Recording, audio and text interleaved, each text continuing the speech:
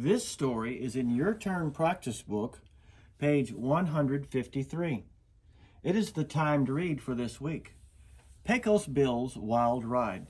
Pecos Bill was a cowboy. Perhaps it would be better to say that Pecos Bill was the cowboy.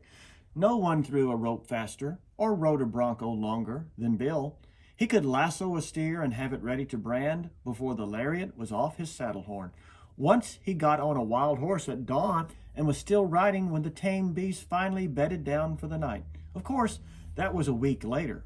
Bill himself would be glad to tell you that he was the original cowboy and that the others were just copies, and he'd be saying it in all modesty.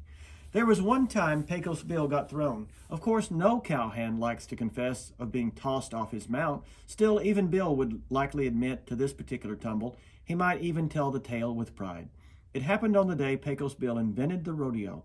Bill was riding the trail with a group of cowherds. They were telling stories about their wild rides. To Bill, their accounts had the taste of whoppers about them. He wasn't about to accuse anyone of telling lies, though, so he kept this feeling to himself. It was just then that the weather changed. The wind picked up, and the sky took on an unusual shade of yellow. Turning in his saddle, Bill saw a big black twister bearing down on the herd. He could hear an odd sound like a cross between a freight train and a bear's growl. The noise got louder as the storm approached. "I reckon there's a tornado coming our way," he remarked. "You boys round up the herd. If you all don't mind, I'm going to take a little ride of my own. Don't wait up." With that, Bill headed back down the trail toward the roaring storm. While he rode, he took his lasso off the saddle horn and began spinning it above his head. As the lasso spun, Bill played out a little more rope and then a little more again. When the loop was about as big as a Texas watermelon, he gave his wrist a snap. The lasso sailed up till it was about level with a mountaintop. Bill gave his wrist another flick, and the noose dropped down neatly over the neck of the twister. With a shout, Bill made a mighty leap and landed squarely on the tornado's back. Right away, that whirlwind started rearing and bucking. It lost interest in the herd of cattle on the trail and took off in a northwesterly direction at a gallop. In its mad dash, it pulled up trees, mowed down prairie grasses, and cut a trench across the dry flatlands. Later, water started flowing down that trench, and the people took to calling it the Pecos River in honor of Bill's ride.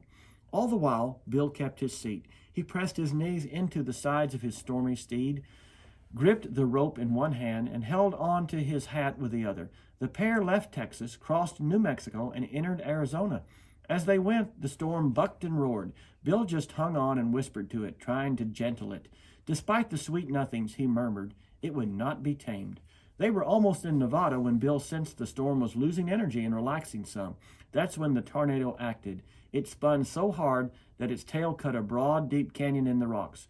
Today, folks call that the Grand Canyon. Finally, with its last bit of strength, the storm threw Pecos Bill. He tumbled head over heels, flew over the Mojave, and landed in California with a mighty wallop. When he had caught his breath, he saw he'd hit the ground so hard there was a crater in it. If anyone else took a fall like that, he said to himself, they might have died. That's probably why nowadays people call his landing place Death Valley. And that's how Pecos Bill created the rodeo.